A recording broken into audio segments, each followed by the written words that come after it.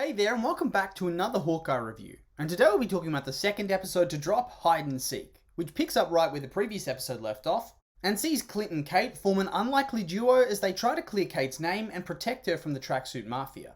Now, this episode was released at the same time as episode 1 to form a nice little double premiere. And honestly, it was a good call. Generally, introductory episodes kind of get bogged down introducing new characters and setting up all the chess pieces for later. Which means at the end of episode 1, you might not necessarily have a good feel for what the show's going to be like, and whether you want to continue with it. Thus, having a second episode that can go more in depth on both the character development and the story really adds to the overall experience and really sold me on the series. Big call, but so far for me, this series has been the most gripping out of all the new Marvel TV shows. And I think they knew what they were doing, saving this one for the end of the year, but enough of my praising, let's get started on the review. The first sequence of the episode follows Clint and Kate as he realizes that the new Ronin is just some 22-year-old girl, and not the degenerate thug that he was probably expecting to face. And I found this whole sequence, where he walks her back to her apartment, and then waits around while she changes out of the suit, to be really funny and kinda cute. In episode 1, Clint's pretty much the happy-go-lucky family man, who's dealing with a side order of PTSD and survivor's guilt. Meanwhile, Kate seems like a mildly bratty rich kid with too much time on her hands and an overprotective streak when it comes to her mum. And this whole sequence sort of flips those portrayals on their heads, with Clint quickly transitioning into an overly exasperated and frustrated husk of a man who just wants to get home and celebrate Christmas with his family, whilst Kate turns into the consummate fangirl, trying to reassure Clint that she isn't a total noob, bragging about her martial arts and archery skills like a kid trying to impress their favourite uncle, and geeking out over Hawkeye, the Hawkeye, in her house.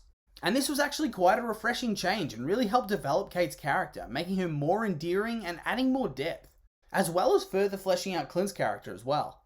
And after a brief discussion about how she needs to be certain that nobody knows who she is because Ronin made a heap of enemies, the Tracksuit Mafia thugs call out her name immediately, having read it on the buzzer after following her home earlier, and start throwing Molotovs into the apartment, setting it ablaze. So that's a bit of a bummer. I mean, yeah, she probably should have thought about maybe not going back to her apartment, but at the same time, it's not like she could have known, and those are some pretty harsh consequences. Then again though, maybe this is karma for breaking that clock tower and bell. Anyway, the pair escape the burning building and are forced to leave the costume behind so that it will get stolen and extend out the episode's plot even more.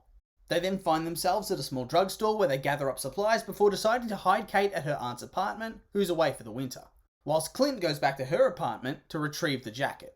And once he arrives, we get to see one of the coolest sequences of the show, where Clint basically acts out a scene from the Hitman game franchise, just strolling into the restricted area, dressing up in a costume on the fly and strutting around with nobody noticing at all. And I really love this scene a lot. It really harkens back to spy and heist films, which I think really fits in with Hawkeye's character.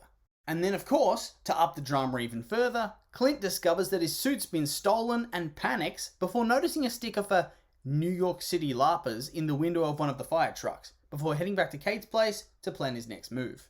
And this is where we get the first hints of paternal Hawkeye. Like, he basically turns up and gets into dad mode straight away, scolding her for making his life difficult and then noticing she cleaned up her cut all wrong and fixing it before making fun of her drawings. And he really is just checking all the boxes for prospective father figures at this point. And this is just the beginning. I feel like it's going to get a whole lot more wholesome as we move further and further through the season. Anyway though, as she goes to bed, we get a follow-up on the NYC LARPers thing, where it's revealed that one of the firefighters has seemingly stolen the suit to use as his LARPing costume. Seriously? Stealing from somebody whose house literally just burnt down that night, and then immediately posting on your page, bragging about how you have a new costume to use at the next event. What a turd of a man! And this is where we go from paternal Hawkeye to paternal Clint, as we have a cute little scene where he sees his kids off to the airport. And I'm really loving all the cute little moments here, especially the little I love you more moment. Just adorable. Although, call me cynical, but when he's talking to his daughter about how everything's fine and that he's going to be okay and he's going to be home for Christmas no matter what, it definitely sends off potential death alarms in my head. Or at the very minimum, he's not going to be home for Christmas. These kinds of emotional goodbyes where the hero makes a big important promise almost always go wrong in the end. And honestly, it's got me a little nervous. Although, on the other hand, it's also likely that they won't expect him home, and then after some huge battle with a cliffhanger ending, we'll get a scene where Clint and Kate walk through the door just in time for Christmas roast. But still, you can never be too wary. And after a brief scene where it's revealed that Ronan suspected in the death of Old Man Armand, we have a pretty interesting scene of Clint walking Kate to her mother's office building. And the first interesting factoid from this little scene was the discussion of Clint's hearing loss, with a funny little montage of him getting consistently blown up.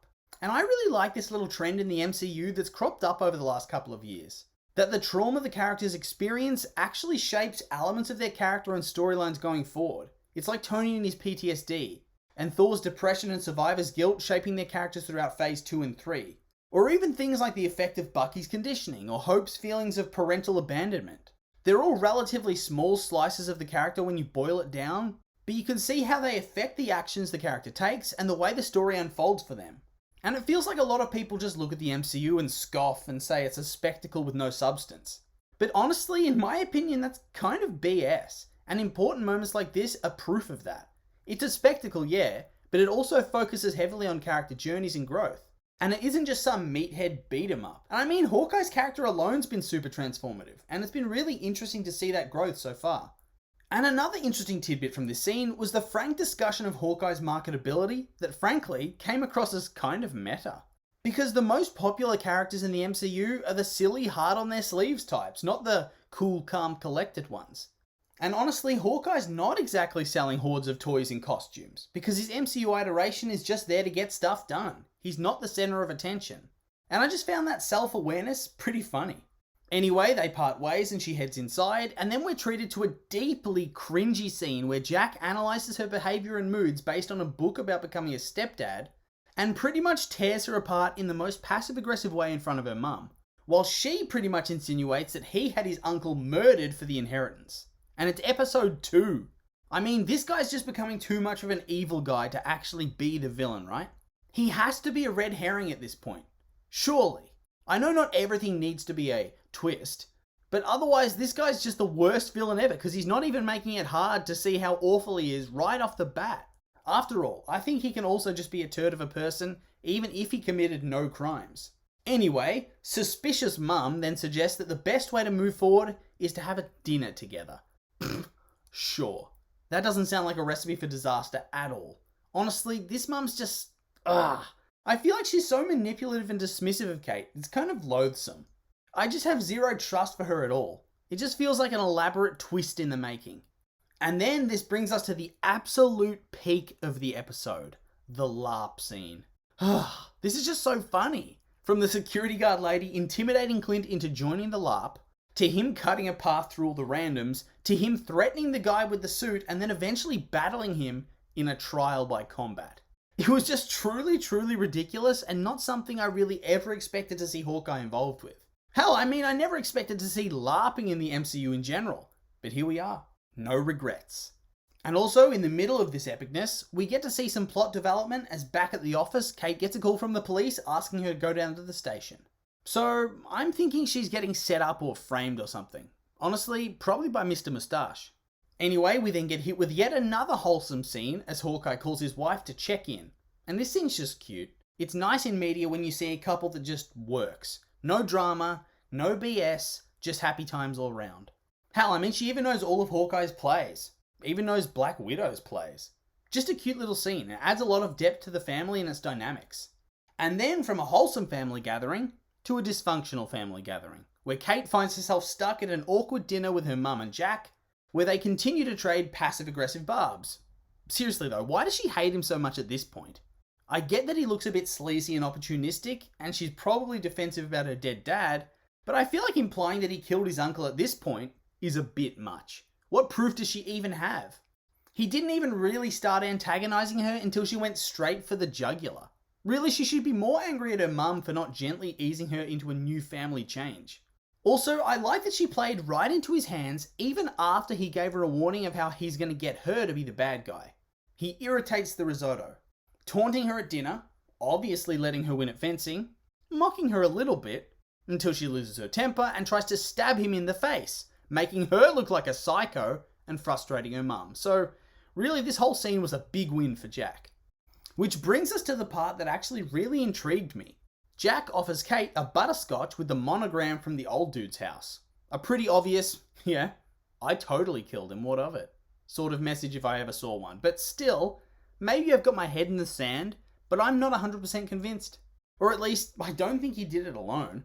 I feel like for me it makes a bit of sense if the mum and him are in on it together. But still, I don't know if she'd appreciate if she knew her fiancé was outwardly threatening her daughter. But again, she didn't even tell us she was engaged, so what the hell do I know? In any case, there's a lot of conflicting evidence being scattered throughout, which makes the story more enjoyable. There's got to be more to it, and I can't wait to find out more. And this leads us to the episode's grand finale.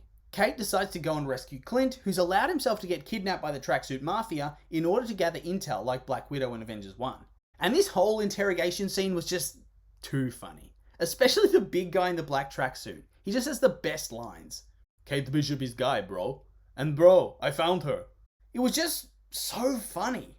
And then after this, we get introduced to a new villain. Echo, I think she's called. And are we supposed to know who she is though? I've never seen her, and yet I swear it built her up as if she's this huge, crazy reveal. Honestly, I thought Yelena was about to appear. And it was a little disappointing, to be honest. Oh well. Anyway though, that brings us to the end of the episode, and this one was really good. Although once again, a little light on plot. But I guess that'll pick up as we go. On the plus side though, this episode was truly funny in so many different ways, and really made you engage with all the minor characters like Grills and the Tracksuit Mafia. But, as always, those are just my opinions, and now I'd like to hear yours.